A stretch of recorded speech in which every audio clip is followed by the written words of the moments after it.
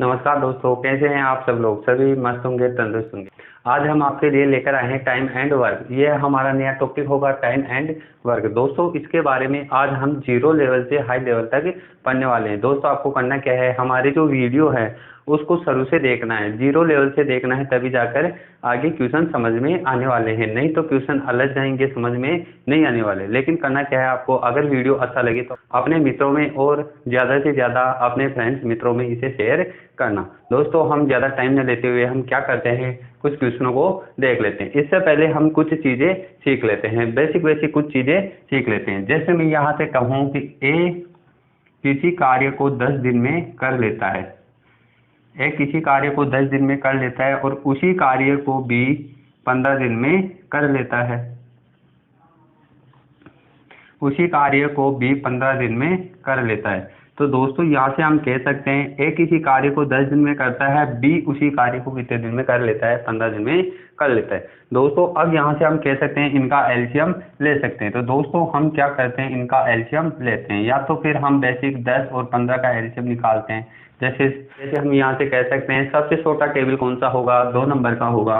अब इसको 2 से डिवाइड करते हैं, कितनी बार, 5 बार, और ये 15 बार। अब ये किससे डिवाइड होगा, 3 से होगा। 2 से होता तो इसे भी हम किससे डिवाइड करते, फिर 2 से करते, लेकिन ये 2 से नहीं होगा। अब किससे होगा, 3 से होगा। तो ऐसे हम बेसिक भी कर सकते हैं और इनको मल्टीपल करते हुए हम इनका एलसीएम ले सकते हैं। दोस्तों, अगर हम निकाल नहीं पाते तब इस प्रकार हम क्वेश्चन को करते हैं। लेकिन दोस्तों, हम ऐसे भी सोच सकते हैं, ऐसा कौन सा नंबर होगा, ऐसा सबसे छोटा नंबर जो दोनों को पूर्ण रूप से विभाजित कर दे। तो यहाँ से हम कह सकते हैं 10 और 15 का सबसे छोटा नंबर कौन सा होगा, 60 होगा। तो यहाँ से हम कह सकते हैं जो 60 नंबर होगा वह 15 में भी होगा और 10 में भी होगा। इसके अलावा इससे नीचे हमें नंबर नहीं मिलने वाला। 1 से लेकर 60 तक दोनों में ऐसा कॉमन नंबर नहीं मिलने वाला जो दोनों को विभाजित कर दे। यही हमारा एकमात्र सबसे छोटा नंबर होगा। तो दोस्तों, हम यहाँ से कह सकते हैं एक किसी कार्य को, अब कार्य कितना रहेगा, टोटल कार्य हमारा कितना रहेगा, टोटल वर्क। तो हम यहाँ से कह सकते हैं कि हमारा टोटल वर्क कितना रहेगा, 60 होगा। तो दोस्तों, हम यहाँ से कह सकते हैं ए एक दिन में 10 कार्य करता है, ए किसी कार्य को 10 दिन में करता है और बी उसी कार्य को कितने दिन में कर लेता है, 15 दिन में कर लेता है। तो दोस्तों, अगर ए किसी कार्य को 10 दिन में करता है और टोटल कार्य कितना करता है, 60 कार्य करता है, तो यहाँ से हम कह सकते हैं एक दिन में कितना कार्य करेंगे, 10 को 60 से विभाजित करेंगे तो कितनी बार होगा, 6 बार। यहाँ से हम कह सकते हैं जो एक दिन की एफिशिएंसी है वह कितनी होगी, एक दिन की क्षमता 6 होगी। अर्थात यहाँ से कह सकते हैं ए एक दिन में 6 कार्य करता है। इसी प्रकार बी इस 60 कार्य को 15 दिन में करता है, तो एक दिन में कितना करेगा, 4 कार्य करेगा। तो दोनों मिलाकर एक दिन में 10 कार्य कर लेते हैं। तो दोस्तों, यहाँ से हम कह सकते हैं दोनों की एक दिन की क्षमता कितनी होगी, 10 क्षमता होगी। अर्थात यहाँ से कह सकते हैं 60 कार्य में से एक दिन में कितना कार्य करते हैं, 10 कार्य करते हैं। दोनों मिलकर कितना कार्य करते हैं, 10 कार्य करते हैं। तो इस 60 कार्य को कितने दिन में कर लेंगे, तो 60 कार्य था और एक दिन में कितना कार्य करते हैं, 10 कार्य करते हैं। तो 60 कार्य को कितने दिन में करेंगे, 6 दिन में इस कार्य को समाप्त कर लेंगे। जो हमारा फाइनली आंसर होगा कितना होगा, 6 दिन होगा। अर्थात यहाँ से कह सकते हैं ए प्लस बी दोनों मिलकर इस कार्य को कितने दिन में कर सकते हैं, 6 दिन में इस कार्य को समाप्त कर सकते हैं।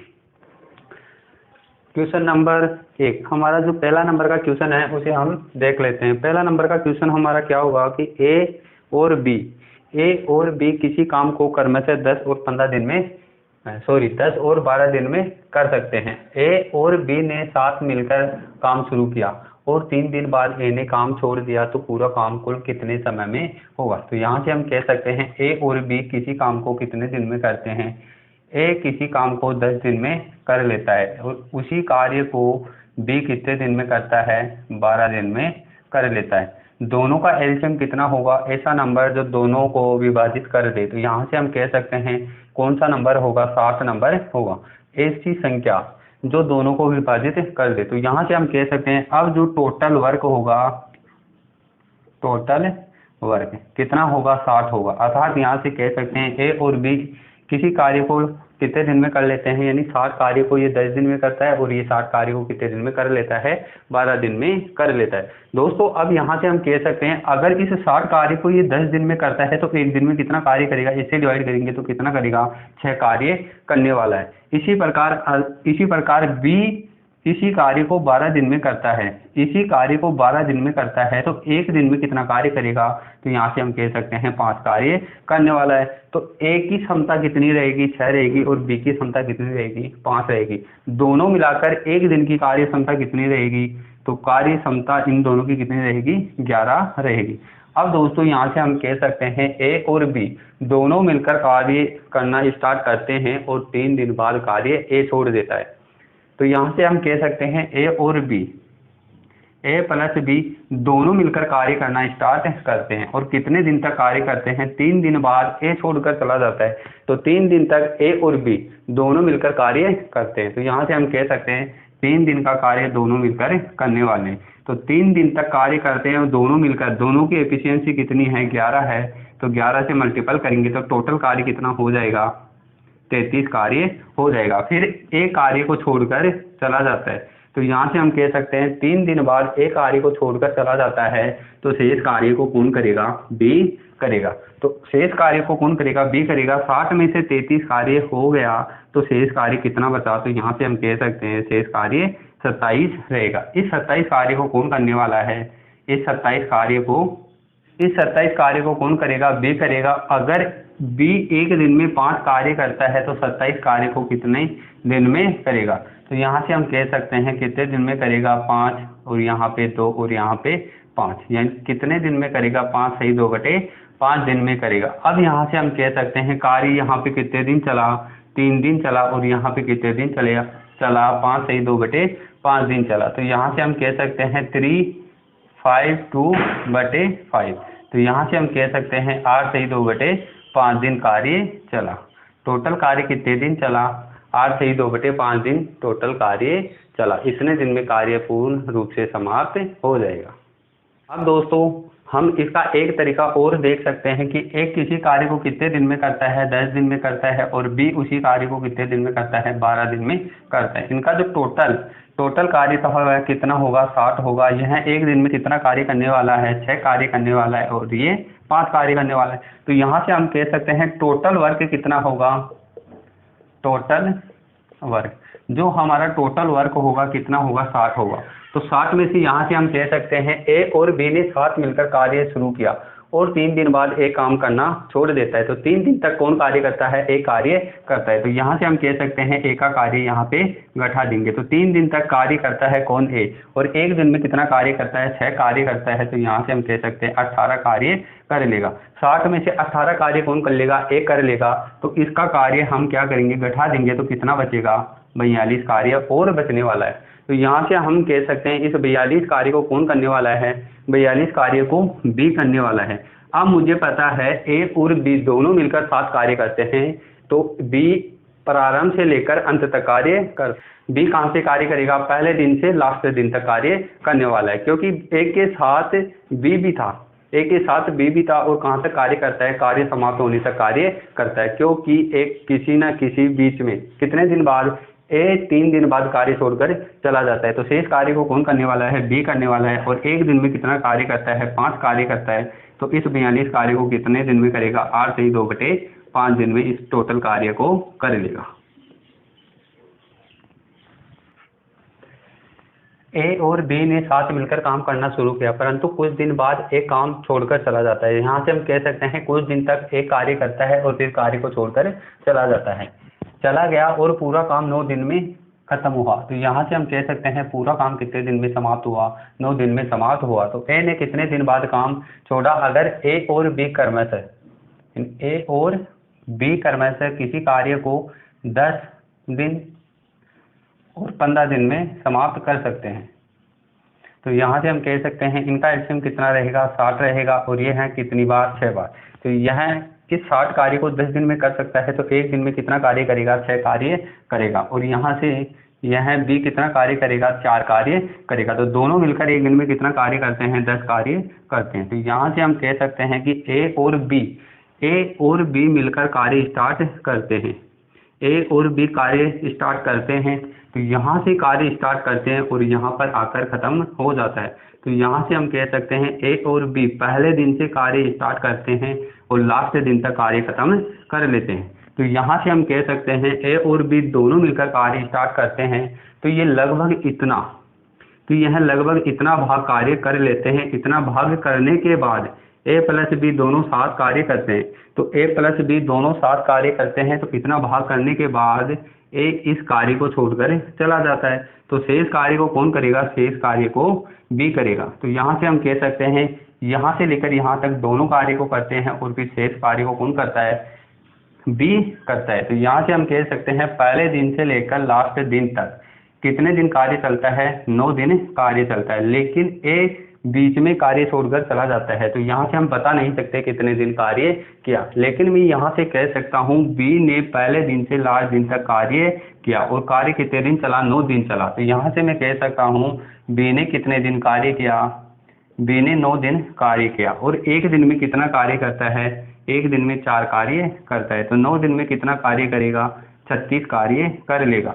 तो यहाँ से हम दोस्तों कह सकते हैं टोटल कार्य कितना था, 60 था, उसमें से कितना कार्य हो गया, 36 कार्य हो गया। अब जो शेष कार्य बच गया वह है कितना बचा, 24 कार्य बच गया। इस 24 कार्य को किसने किया होगा, इस 24 कार्य ने बी के साथ ए ने किया होगा। 36 कार्य को बी करता है तो शेष कार्य कितना बच जाएगा, 24 बच जाएगा। इस शेष कार्य को किसने किया होगा, इस शेष कार्य को ए ने किया होगा। तो दोस्तों हम यहाँ से कह सकते हैं अगर ए और बी किसी कार्य को करना स्टार्ट करते हैं और इस वाले भाग में ए और बी दोनों कार्य करते हैं और इस वाले भाग में ए अकेला कार्य करता है, तो यहाँ से हम कह सकते हैं इस वाले भाग में ए ने कितना कार्य किया होगा, 24 कार्य किया होगा। तो यहाँ से हम कह सकते हैं अगर ए एक दिन में 6 कार्य करता है तो 24 कार्य को कितने दिन में कर लेगा। तो दोस्तों हम यहाँ से कह सकते हैं इस कार्य को करने में कितने दिन लेगा, ए 4 दिन लेगा। 4 दिन बाद इस कार्य को छोड़ देता है, जबकि बी पहले दिन से लास्ट दिन तक कार्य करता है और कार्य कितने दिन में समाप्त हो जाता है, 9 दिन में समाप्त हो जाता है। तो यहाँ से हम कह सकते हैं कि बी ने पहले दिन से लास्ट दिन तक कार्य किया होगा और 9 दिन में समाप्त किया होगा, जबकि ए कितने दिन कार्य करता है, 4 दिन बाद कार्य को छोड़कर चला जाता है।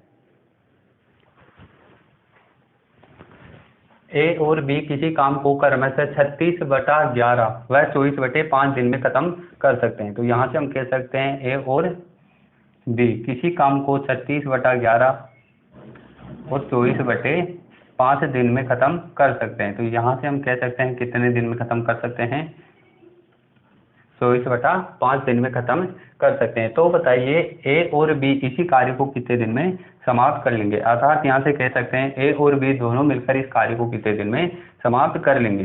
तो जो इसका एलसीएम होगा वह कौन सा होगा, कौन से नंबर का एलसीएम ले कि हमारा आंसर पूर्ण रूप से प्राप्त हो जाए। तो दोस्तों हम यहाँ से कह सकते हैं यहाँ पे जो 36 ऊपर वाली संख्या 36 और 24 जो एलसीएम लिया जाएगा वह 36 और 24 का होगा। तो यहाँ से हम कह सकते हैं 36 और 24 का एलसीएम कितना होगा, 72 होगा।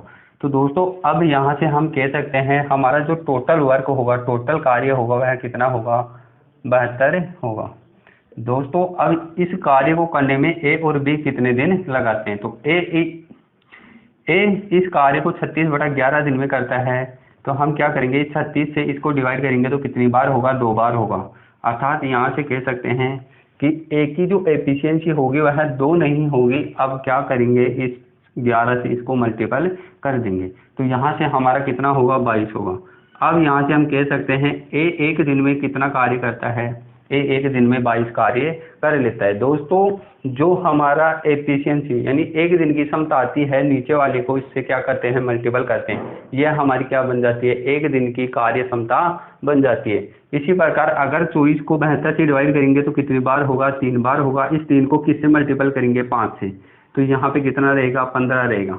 तो दोस्तों अब यहाँ से हम कह सकते हैं बी की एक दिन की एफिशिएंसी कितनी होगी, कार्य क्षमता कितनी होगी, 15 होगी। तो दोनों मिलकर एक दिन में कितना कार्य करते हैं, 37 कार्य कर लेते हैं। तो दोनों मिलकर इस 72 कार्य को कितने दिन में करेंगे, तो दोनों मिलकर ए प्लस बी कितना कार्य है, 72 कार्य है, और दोनों मिलकर एक दिन में कितना कार्य करते हैं, 37 कार्य करते हैं। तो यही हमारा क्या होगा, आंसर होगा।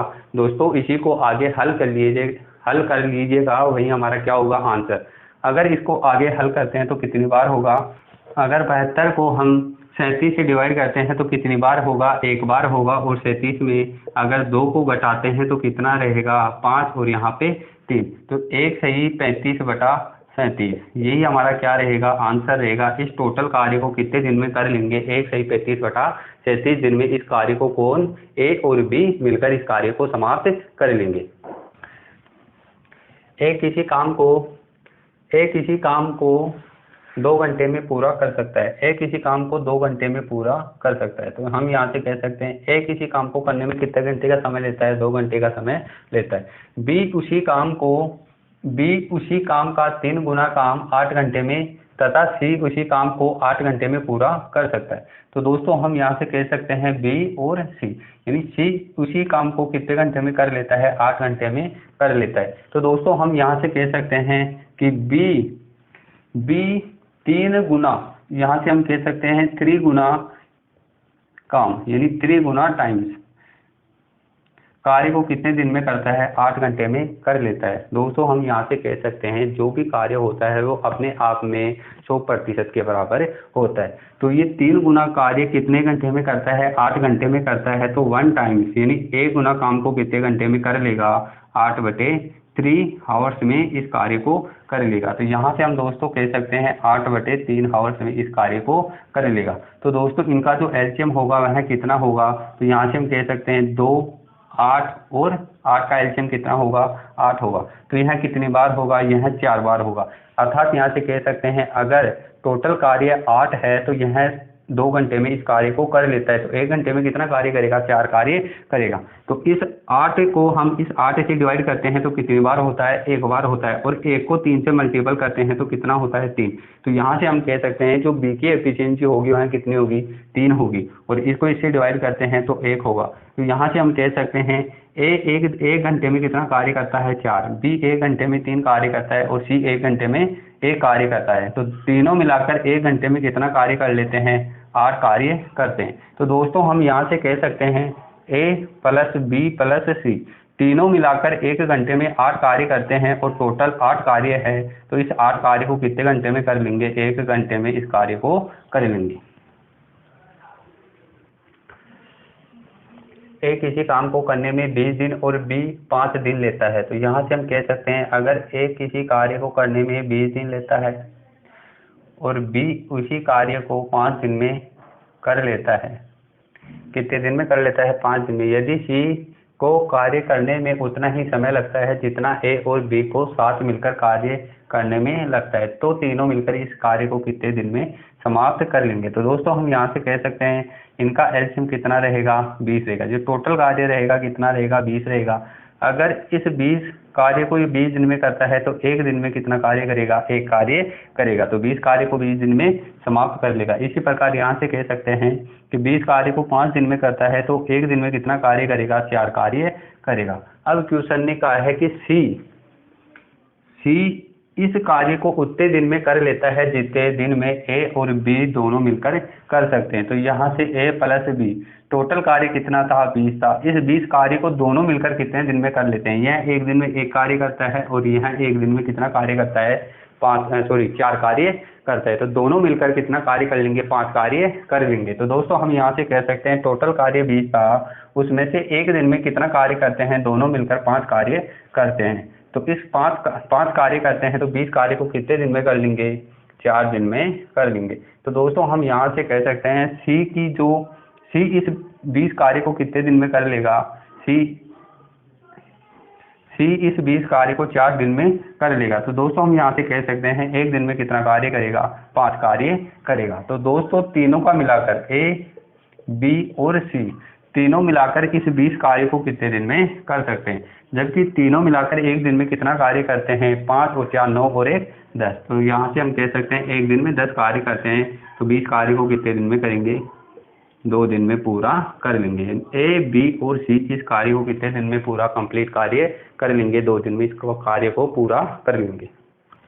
2 आदमी किसी दीवार को क्रमशः, तो 2 आदमी थे, एक ए और एक हम बी मान लेते हैं। 2 आदमी ए और बी मान लेते हैं। दीवार को क्रमशः 15 घंटे और 20 घंटे में बना सकते हैं।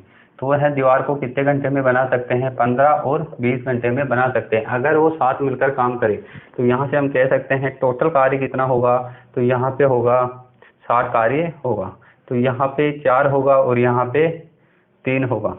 तो यहाँ से हम कह सकते हैं अगर किसी दीवार को बनाया जाता है तो दोस्तों यहाँ पर दीवार एक कार्य नहीं है, जो ईंटें लगाई जा रही है वह एक कार्य होगा। तो यहाँ से हम कह सकते हैं जो ईंटें लगाई जा रही है वह हमारा क्या होगा? कार्य होगा। तो टोटल ईंटों की संख्या कितनी है? 60 है। तो यहाँ से हम कह सकते हैं टोटल ईंटों की संख्या 60 है।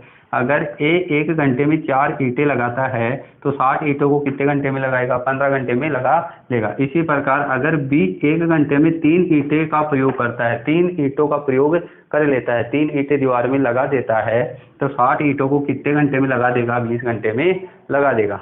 तो आगे क्वेश्चन ने क्या कहा है? साथ मिलकर काम करें तो वो 200 ईंटें प्रति घंटा कम लगाते हैं। तो यहाँ से वह प्रति घंटा यानी 1 घंटे में कितने ईंटें कम लगाते हैं? ईंटें कम लगाते हैं, 200 ईंटें कम लगाते हैं और दीवार को 12 घंटे में बना लेते हैं। तो दोस्तों हम यहाँ से कह सकते हैं इस दीवार को कितने घंटे में बना लेते हैं? 12 घंटे में बना लेते हैं। तो 12 घंटे में बना लेते हैं, 60 ईंटों को 12 घंटे में लगाते हैं। तो 1 घंटे में कितनी ईंटों का प्रयोग होगा? तो 1 घंटे में 5 ईंटों का प्रयोग होगा। तो यहाँ से कह सकते हैं 1 घंटों में कितने ईंटों का प्रयोग करते हैं? 5 ईंटों का प्रयोग करते हैं। तो दोस्तों हम यहाँ से कह सकते हैं अगर दोनों मिलकर 1 घंटे में, अगर ए 1 घंटे में 4 ईंटें लगाता है और बी 1 घंटे में 3 ईंटें लगाता है, तो दोनों मिलकर 1 घंटे में कितने ईंटों का प्रयोग करते हैं? 4 और 3 7 ईंटों का प्रयोग करते हैं। दोस्तों यहाँ से हम कह सकते हैं ए 1 घंटे में 4 ईंटों का प्रयोग करता है और बी 1 घंटे में 3 ईंटों का प्रयोग करता है। तो दोनों मिलाकर 1 घंटे में 7 ईंटें लगा सकते हैं। जबकि दोस्तों क्वेश्चन ने कहा है कि 60 ईंटों का प्रयोग कितने घंटे में कर लेते हैं? 12 घंटे में कर लेते हैं। तो दोस्तों 60 ईंटों का प्रयोग 12 घंटे में करते हैं तो 1 घंटे में कितनी ईंटें लगाते हैं? 5 ईंटें लगाते हैं। जब दोनों को काम पर लगाया जाता है, दोनों को एक साथ काम पर लगाया जाता है तो 5 ईंटें ही लगाते हैं। लेकिन दोस्तों उनकी क्षमता कितनी है? 1 घंटे में 7 ईंटों का प्रयोग कर सकते हैं। तो यहाँ से हम कह सकते हैं कितने यूनिट कम लगाते हैं? 2 यूनिट कम लगाते हैं। 2 ईंटें कम लगाते हैं 1 घंटे में, तो 200 ईंटें प्रति घंटा कम लगाते हैं। तो यहाँ से हम कह सकते हैं 2 यूनिट का मान कितना होगा? 200 होगा। तो 1 यूनिट का मान कितना होगा? 1 यूनिट का मान 100 होगा। तो दोस्तों इसने पूछा क्या है? दीवार में ईंटों की संख्या ज्ञात करो। तो हमने दीवार में ईंटों की संख्या क्या मानी है? टोटल ईंटों की संख्या हमने 60 मानी है। तो 1 यूनिट का मान 100 है, तो 60 यूनिट का मान कितना होगा? 6000 होगा। तो दोस्तों हम यहाँ से कह सकते हैं टोटल ईंटों की संख्या कितनी होगी? 6000 होगी। दीवार में टोटल ईंटों की संख्या 6000 होगी। दीवार को बनाने के लिए दोनों व्यक्तियों की 6000 ईंटों की आवश्यकता होगी।